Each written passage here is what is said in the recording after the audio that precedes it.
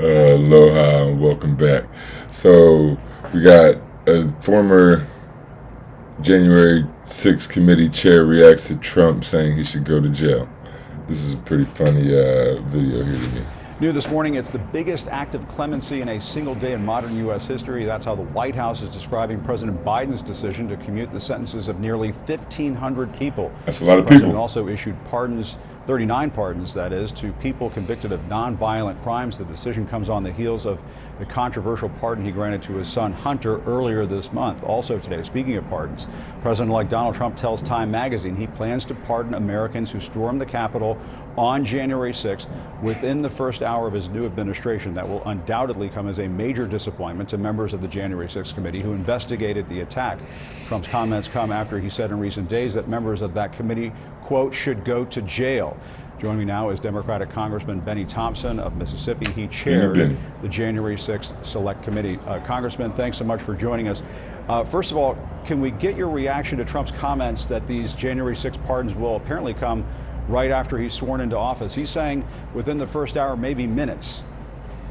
Well, that's so unfortunate, Jim. As you know, what America and the whole world saw with their own eyes. You saw people breaking into the United States Capitol. You saw law enforcement being assaulted. And ultimately, we had several individuals who died because of that attack. And now, all of a sudden, the incoming president is talking about pardoning them, and they were heroes and patriots. And that's just not who we are as a country. And I wish he would rethink it, but obviously he's already gone public to say that he would.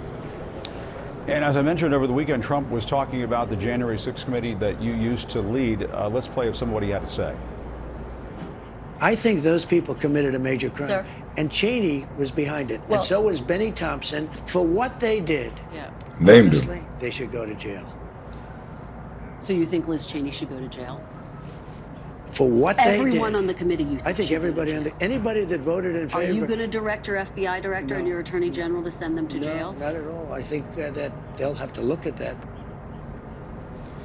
Congressman, Trump is saying you should go to jail. Are you So now worried listen to about his answer. him or the FBI coming after you?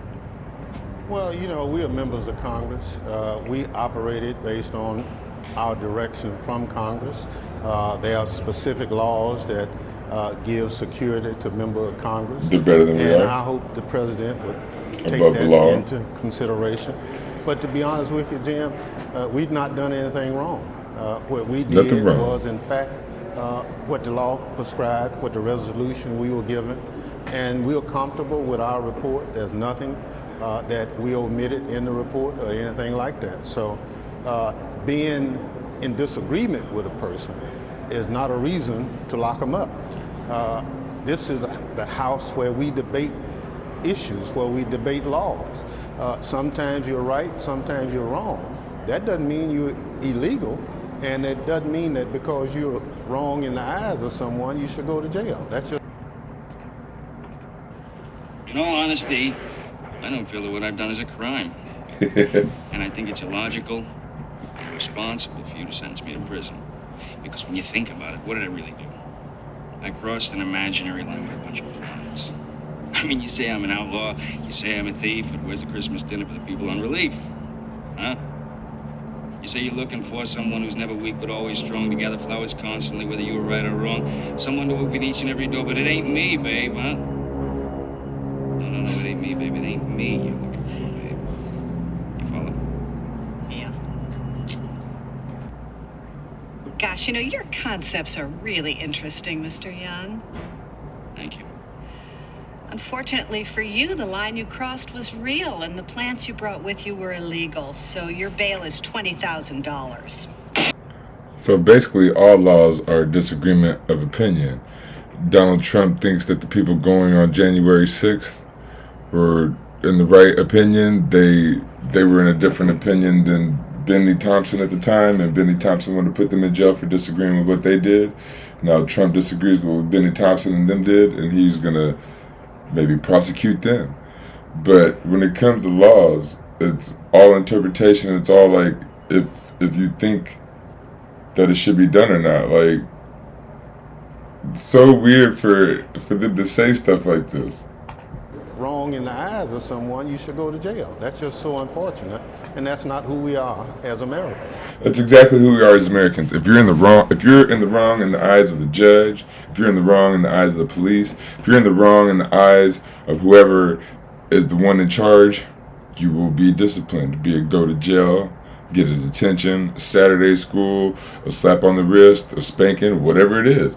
If you are wrong in the eyes of the people who are in charge, you will be persecuted. And Congressman, apparently the White House is discussing preemptive pardons for people who may be targeted by Trump when he gets back in office. Do you want the president to offer some kind of pardon to you?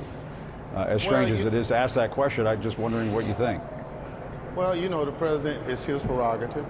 It's my prerogative. To me or other members of the committee, I would accept it, but it's his choice. I think the staff of the committee, who did a wonderful job, I think the witnesses, who were primarily Republicans, did a great job under oath. We were not found to have perjured themselves or anything like that. There's nothing in the record that's not already on point. We've had 2 years of review by Republican chairpersons. They found nothing wrong. So there's nothing that we kept out of the record. There's nothing that we took out of the record. So we stand by the work of the committee. Our committee did a wonderful job. We shared it with the public. And all the public has to do is to read the report that we filed based on our report. And I do want to ask you about the FBI director, Christopher Wray, announcing that he's stepping down. What's your reaction to that, and how concerned are you that someone like Kash Patel looks like might be replacing him? Well, you know, that's for the Senate to decide. Some of the comments that Kash Patel has said, I'd be very concerned about. I'm not aware of any weaponization of the FBI, law enforcement against anybody. My experience with Director Wray, he's been a straight up person. He's called it like he saw it. I didn't. So it's funny, like when they go after Trump, they think it's just regular, it's just normal law and stuff like that. Like, oh, he did this, he did that. We need to just persecute him in the correct way. But then when Trump gets in and he says he's going to do the same thing to them, they're like, oh, well, you shouldn't weaponize the law and stuff. It's the law is weaponization, no matter what it is. When Joe Biden weaponized crack against black people, when Nixon weaponized heroin and weed against black people and hippies, that's what the law is. It's weaponization. I don't agree with him all the time, but because I don't agree with him, there's no reason to cast dispersions on him or say for whatever reason he needs to be fired. I think governance requires tolerance.